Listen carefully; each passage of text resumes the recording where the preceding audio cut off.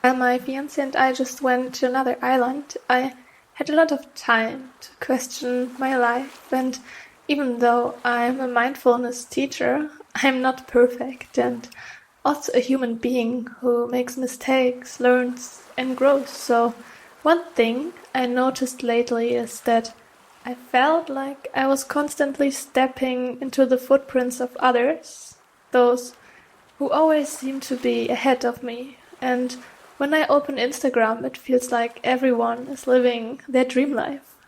And to an outsider, mine might also look like that. Jenni, the girl from a small German village who moved to Mykonos, living by a popular beach, engaged to her love and building her own business, teaching yoga, helping dream clients heal from emotional eating, and forming deep friendships across Europe. Don't get me wrong, I'm deeply grateful for this reality. However, this year, with almost all the right pieces in place, I wasn't always happy. I thought I should be, but I wasn't. And then I realized something. Others people's goals don't have to be your goals. What makes them happy doesn't necessarily make you happy, and their version of success does not have to be yours. So much of our struggles and suffering arise from trying to be someone we're not, thinking we should live a certain way. But there is no one size fits all way of living. It's time to set your own standards and live life on your own terms.